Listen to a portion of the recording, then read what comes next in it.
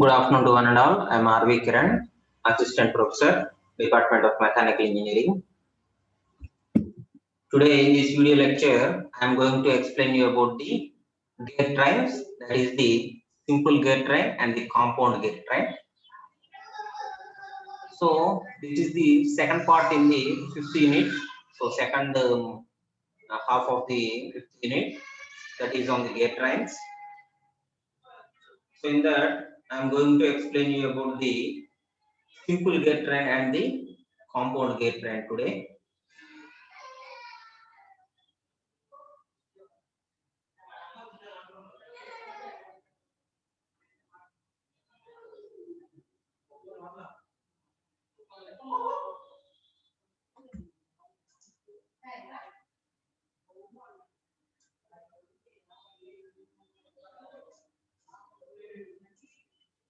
So today our topic is on the gear trains.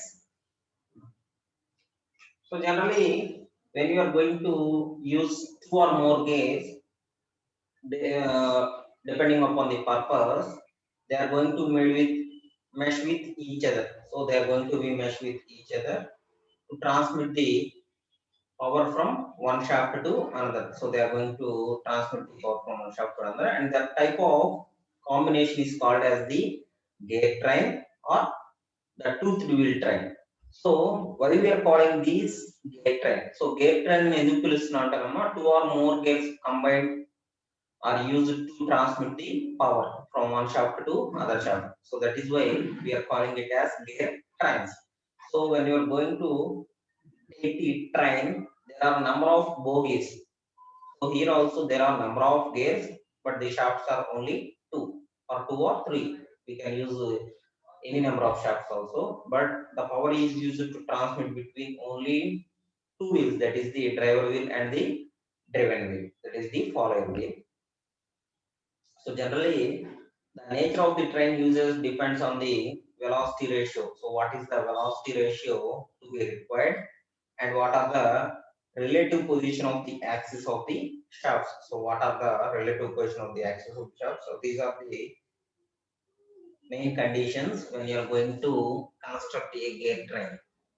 And these gear train may consist of different types of gear, that is the bevel gear, spark gear, or spiral gear. So we can use any types of gears.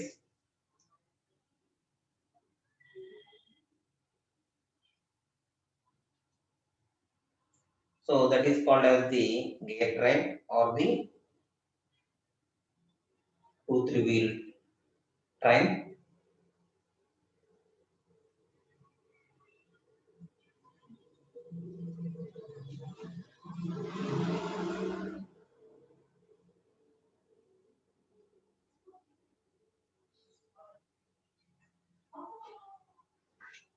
Next, we are going to the types of gear trains.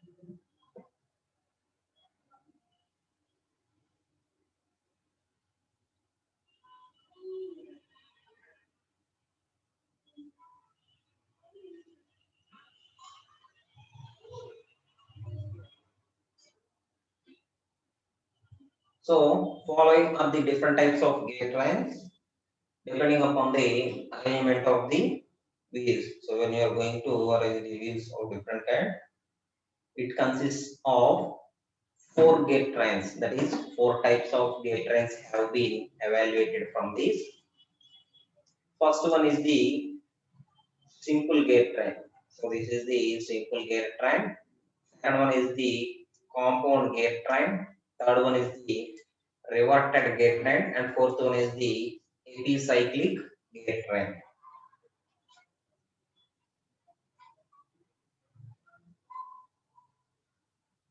Epicyclic gear train. So these are the four types of gear trains. So in the first three types of gate trains, the axes of the shafts are over which the gates are mounted are fixed, which are relative to each other. But in the case of the epicyclic gate train, the axes of the shafts of the gear are mounted or move relative to the fixed axis. So these are not relative to the each other. So that is why the epicyclic gate train is somewhat different from the first three types. That is the simple gate train, compound gate train, and the reverted type of gate train.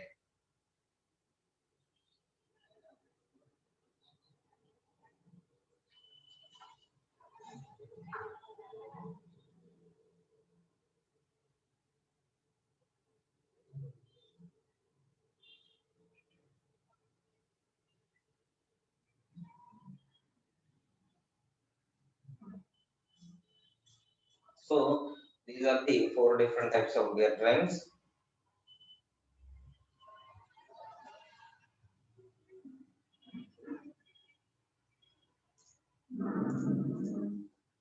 So that depends upon the type of the gate train. So in which the axis picture is relative to the each other.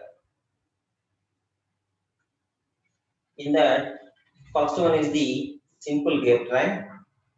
So for the simple gate train, when there is only one gear on the each shaft, so there is only one gear on each shaft, it is used to named as simple gate train. And these gears are represented by their pitch circles. So depending upon the diameter of the circles, it has been represented.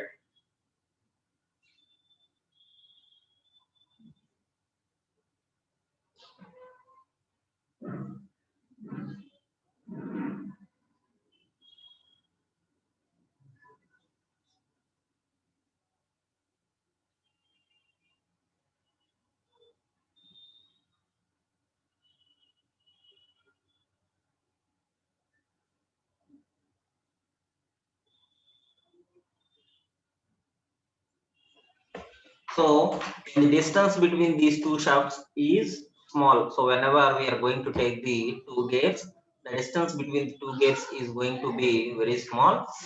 And the two gates, that is the driver gear and the follower are made to be meshed with each other to transmit the motion from one shaft to other. So these are going to be transmit motion from one shaft to another.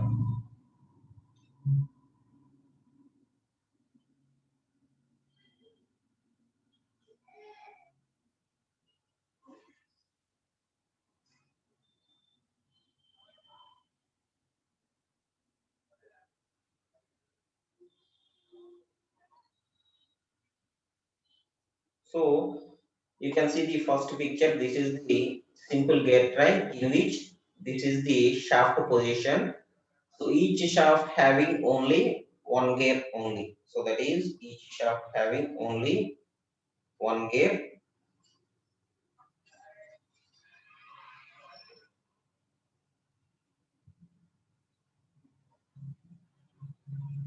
So first one is the gear which is used to transmit the motion is called the driver gear,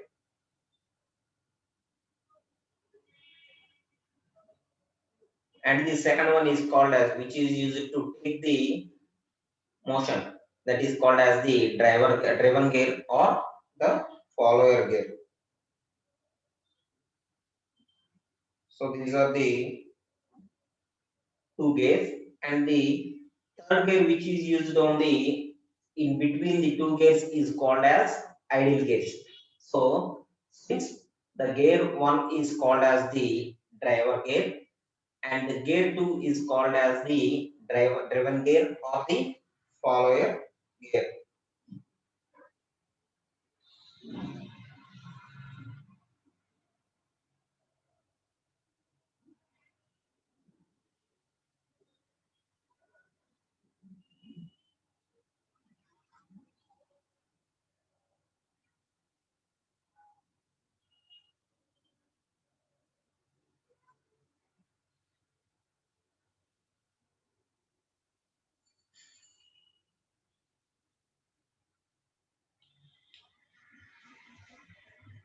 and that gear which is on the center of the two gears, that is the driver gear and driven gear, is called as the idle gear. So in between the two gears, it is the idle gear. So in the second picture, you can see the idle gear. So this is the idle gear in between the driver gear and the driven gear. And generally, this driver gear, whenever this driver gear is used to move in the clockwise direction, the idle gear is used to move in the anti-clockwise direction. And the third gear, that is the driven gear, is used to move in the opposite direction, that is in the clockwise direction. So that is the motion of the gears, which is used to move in the opposite direction here while meshing.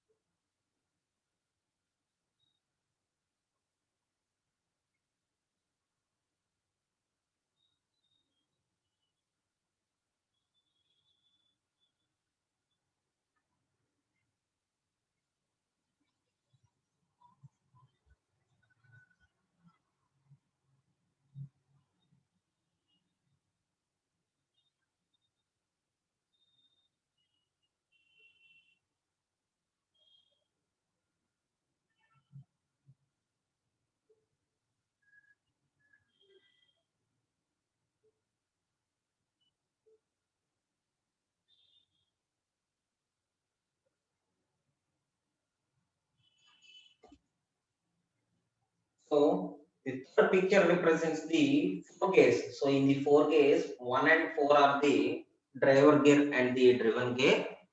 And in between the 1 and 4 gears, the 2 and 3 gears are called as idle gears.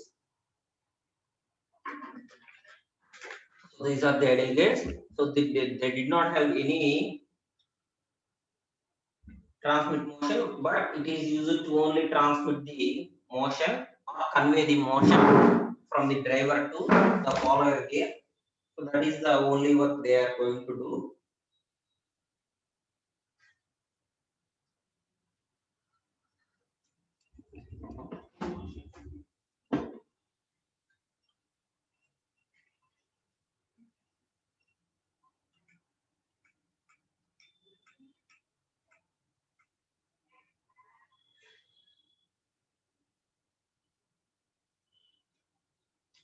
So, so when we have to take the velocity ratio of these gear trains. So when we have to take the velocity ratio of the simple gear train now. So since the speed ratio of the gear train is the ratio of the speed of the driver to the speed of the driven gear or follower gear. So generally this speed ratio is also called as the velocity ratio,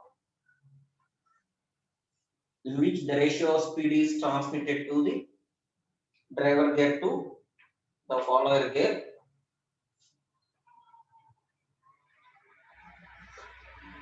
And we are going to take the speed ratio as, so here I am taking as speed ratio is equal to N1 by N2 is equal to T2 by T1. Here N1 is taken as the speed of the driver gear and N2 as the speed of the driven gear, and T2 as the teeth of the driven gear or follower gear, and T1 as the teeth of the driver gear. So this represents the train value. So whenever we are going to represent the strain value mathematically, that is represented by the equation that is opposite to the equation of the speed ratio, that is N2 by N1 is equal to T1 by T2. So this is the train value. So whenever we are going to substitute the values in the first one, so this is the first equation.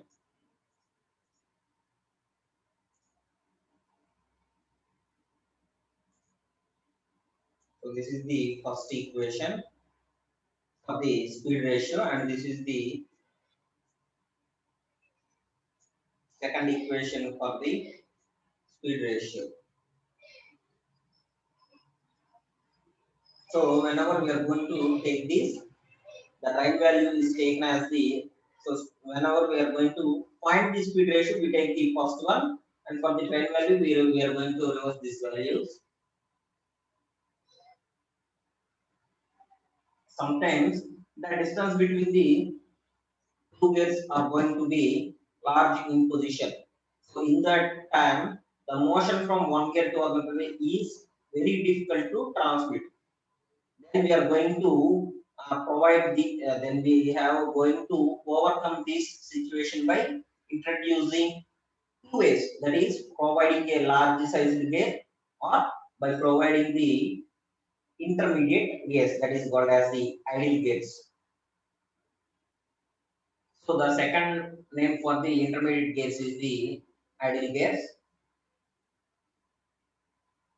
and that will be taken in the two methods. But in the industries, they are going to take the first one, that is the large sized gears. So by providing the by replacing the small sized gears with the large sized gears, they are going to do the work. But in some conditions, we are going to introduce the intermediate gears.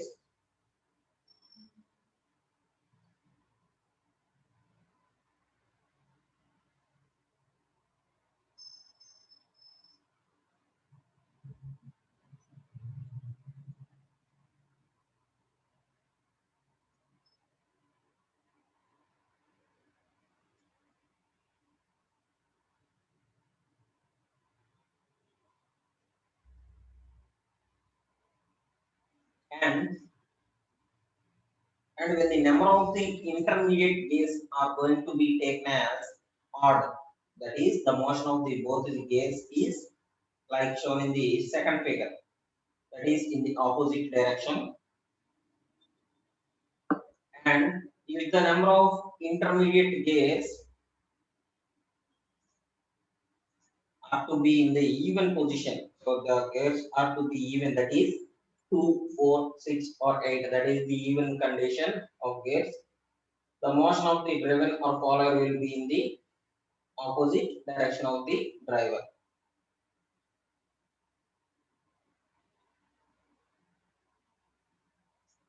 So that is the second one.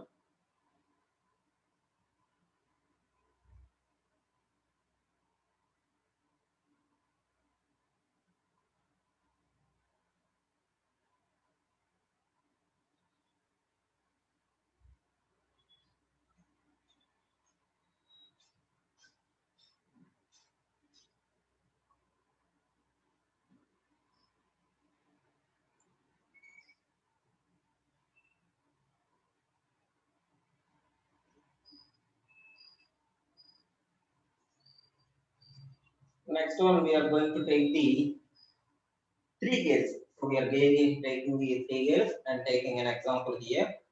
So here N1 represents the speed of the driver gear, and N2 represents the speed of the intermediate gear, and N3 taken as the speed of the driven or follower gear, which is taking the RPMs. And you have to take the three teeth for the three gears, that is T1, T2, T3 for the number of teeth of the driver, and T2 as the intermediate gear, and T3 as the number of teeth for the driven gear or follower gear. Then, whenever the driving gear is in mesh with the intermediate gear, that is the second gear, the speed ratio can be taken as, so the speed ratio can be considered as the N1 by N2 is equal to T2 by T1. Here, first gear and the second gear is only in contact with each other. That is N1, N2 and T1, T2. So in that condition, it is N1 by N2 is equal to T2 by T1 is the speed ratio for the two gears. And whenever in the other condition, the intermediate gear is in mesh with the driven gear, that is second gear is contact with the third gear. second gear is contact with the third gear, that is N2, N3 and T2, T3. Then the speed ratio is to be taken as N2 by N3 is equal to T3 by T2. So that is the speed ratio for that one.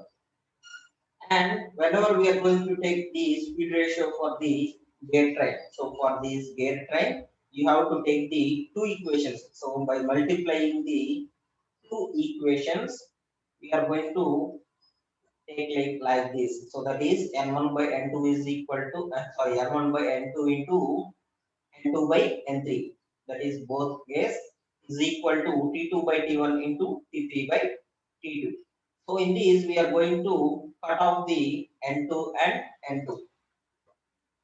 So by striking out two N2 conditions here, and here we are going to strike the T2 and T2. So by crossing these, we can take it as N1 by N3 is equal to T3 by T1. So this is the speed ratio for the gear of 3. It is N1 by N3 is equal to T3 by T1.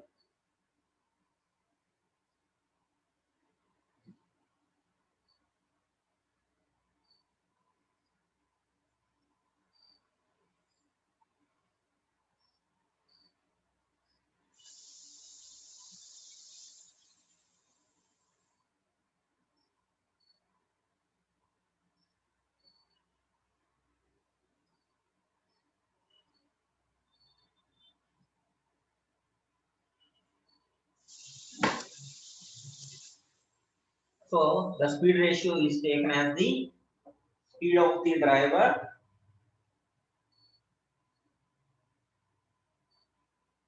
by the speed of the driven gear, that is equal to the number of teeth on the driven gear by number of teeth on the driver gear.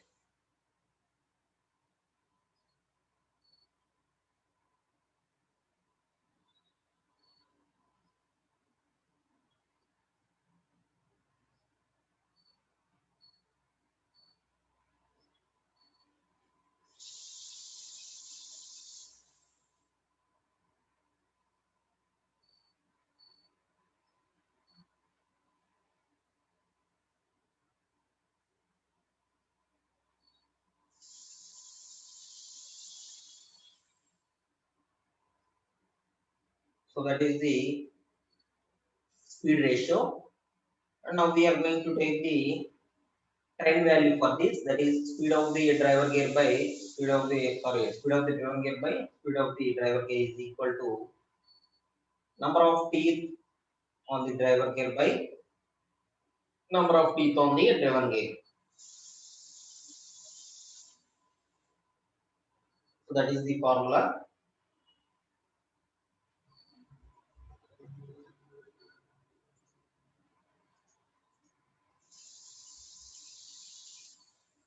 So that is the section for that.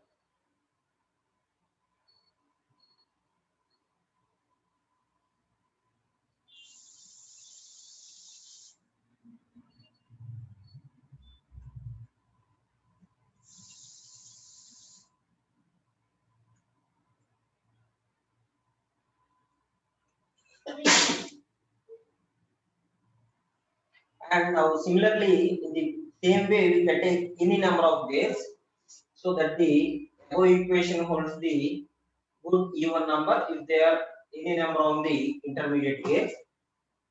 So like in the same way, we can take any number of gears and the intermediate gears are called as the ideal gears. So that is to be taken in the intermediate position. So whenever we are going to take the intermediate gears in the large positions, the same speed ratio, that is the speed ratio in the speed and the tooth can be taken in the same way for any number of gears. So I have taken only one idle gear only, but you can take any number of teeth for that.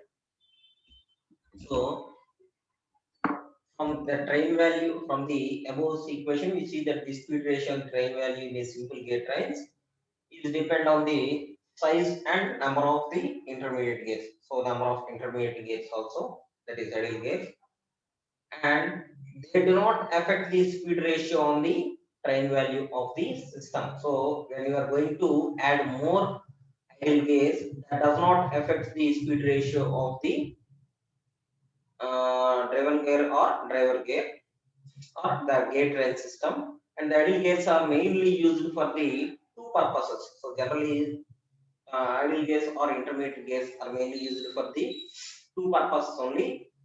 First one, it is used to connect the gears where a large center distance is required. So this is used to connect gears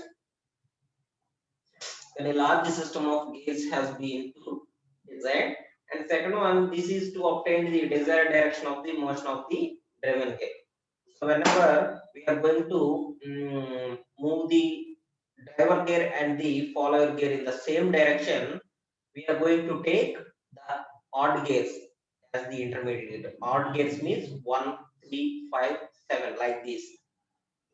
So whenever we are going to add one gear in between the driver and the follower, the driver and the follower directions are to be in the same direction, that is clockwise or anti-clockwise. So whenever the driver gear is used to move in the clockwise direction, the follower also move in the same direction. So that is the second purpose for using the idle gear to obtain the desired direction of motion. And next, first one is the to connect gears when a large center distance is required. So here you can see this gap is maintained between the two gears. So there is a gap between the two gears, that is the driver and follower gear. So then we have to attach a intermediate gear in between them. So then they are going to connect the driver and the follower gears. So these are the two purposes for utilizing or using the idle gears.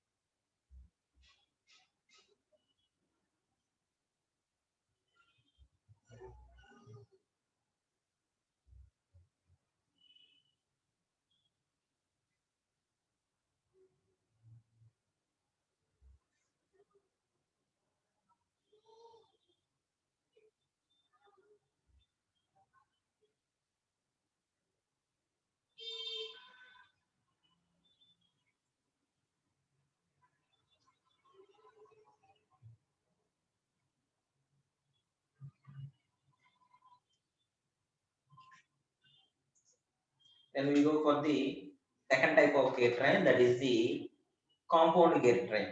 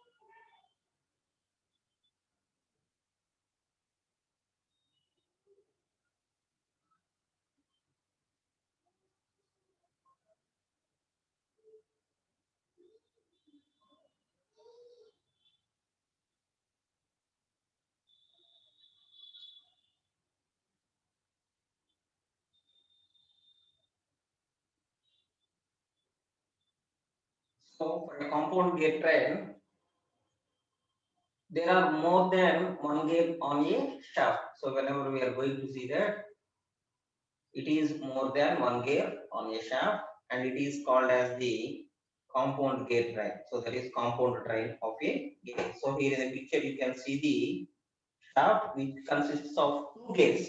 So here gear C and gear B is connected to the gear shaft, and the meshing is done with the gear A and gear B and the gear C to the gear D. So these are the two intermediate gears which is attached on the shaft. That is the second shaft. So that type of gear train is the compound gear train.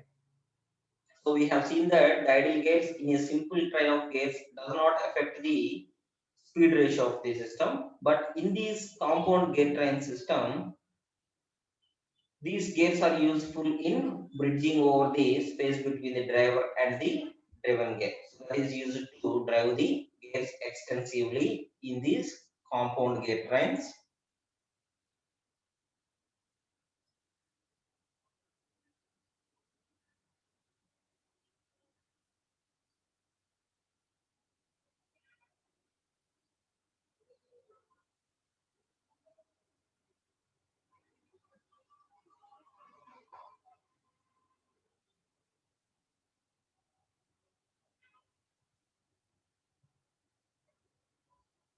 So that you can see it in the picture also.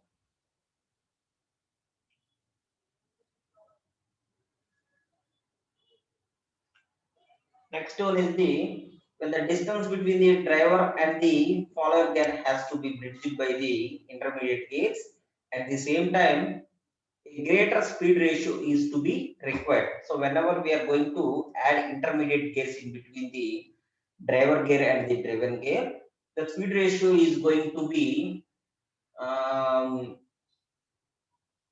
decreased. So the speed ratio is going to be decreased from the driver gear. So that is fact. But when we are using these compound gear trains, the speed ratio is used to balance in that position. So then the advantage of the intermediate gears is increased by providing the compound gears on the intermediate shafts. So that is the main use of the compound gear trains.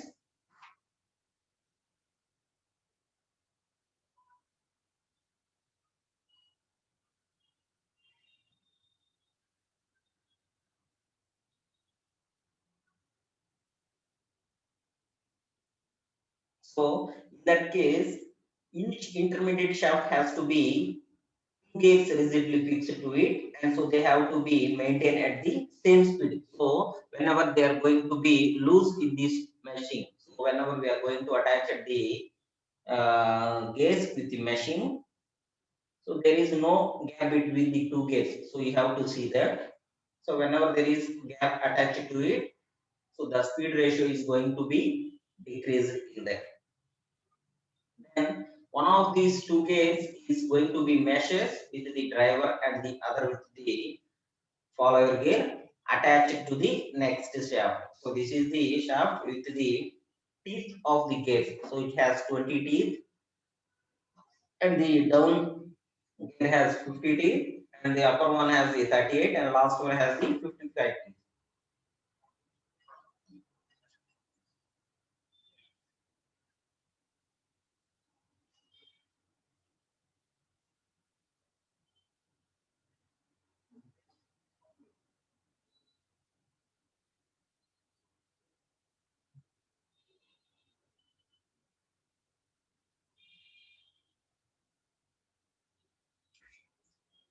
Then we have to find the speed ratio for the compound gear drives also.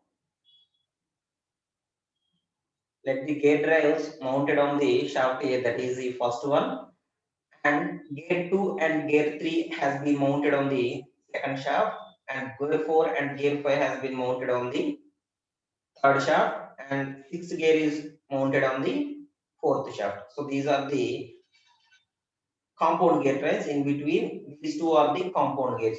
In this shaft, this consists of compound gears. We are taking the speed and tooth positions according to that. That is, N1 is taken as the speed of the driving gear, and T1 as the number of teeth of the driving gear 1.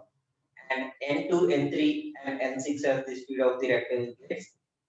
Since first gear is clearly meshed with the second gear here, you can see the picture also. First gear is meshing with the second gear. So that is why the speed ratio is going to be taken as N1 by N2 is equal to, so N1 by N2 is equal to T2 by T1. So for meshing of first and second gear. Then here third gear is used to mesh with the fourth gear. You can clearly see that third gear is used to mesh with fourth gear. But also in that condition, there is a second condition to recognize it. Both travels in the opposite directions. So whenever two gears are going to be meshed, it will use it to move in the opposite direction. That is also one other logic. So here for gear 3 and 4, the speed ratio is N3 by N4 is equal to T4 by T3. Then for the fifth and sixth gears, that is the 5, 6 gears, the speed ratio is to be N5 by N6 is equal to T6 by T5. So these are the three different speed ratios. And whenever we are going to take the speed ratio of these total gear train, we are going to make this one, that is combine this one. So N1 by N2 is equal to, N1 by N2 into N3 by N4 into N5 by N6. So total we are taking that. And for the tooth section also we are taking the same one, that is T1 by T2 by T1 into T4 by T3 into T6 by T5. So by combining all these, we are going to take the speed ratio for the N1 and N6 only, because these remaining all gears are the intermediate gears. So that's why we are taking the N1 by N6 is equal to T2 into T4 into T6 by T1 into T3 into T5. So these are the compound gear ratio, speed ratio. So speed ratio of a compound gear train, that is N1 by N6 is equal to T2 into T4 into T6 by T1 into T3 into T5,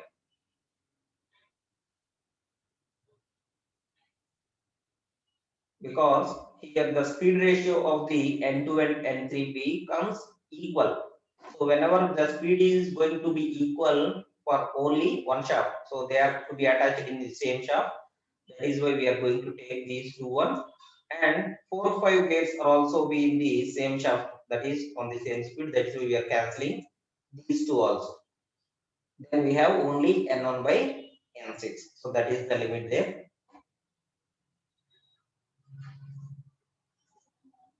Then we are going to take that one.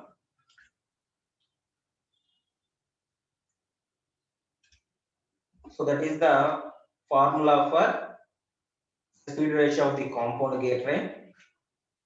Then the speed ratio can also be taken either, that is the speed of the first driver by the speed of the driven or follower by, that is the last gear of the follower.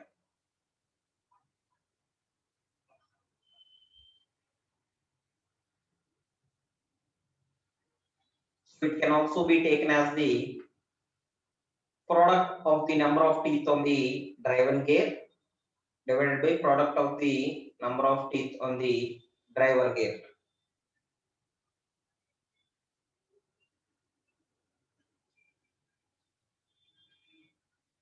Then the train value has also been taken from that.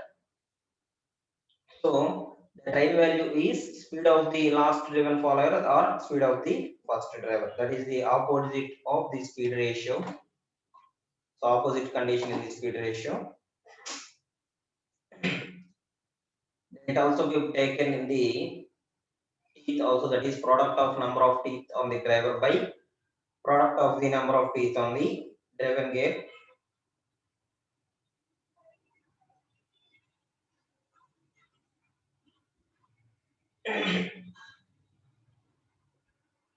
Next, the advantage of the compound gear train over the simple gear train is that larger speed reduction from the first shaft to the last shaft can be obtained with the using the small gears. That is the using the intermediate gears, we can reduce these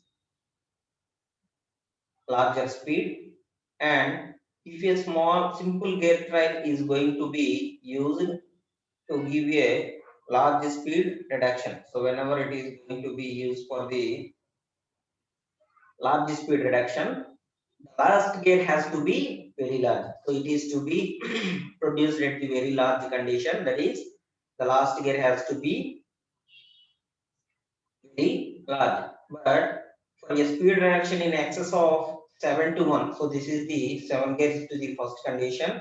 A simple gate train is not used and a compound gate train or the worm gate is employed because each individual gate has to be reduced the speed reduction. That is, it is they are going to be reduce the speed reduction.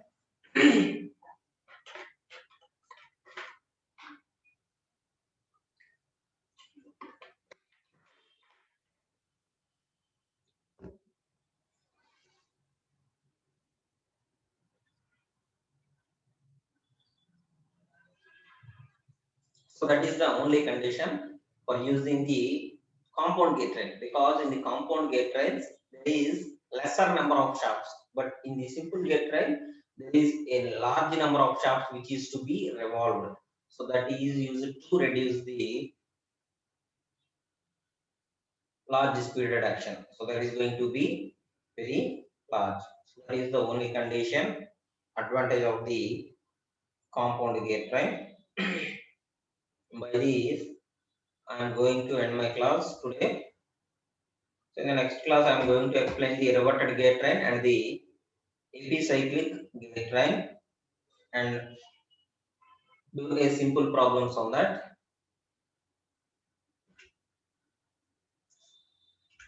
Thank you.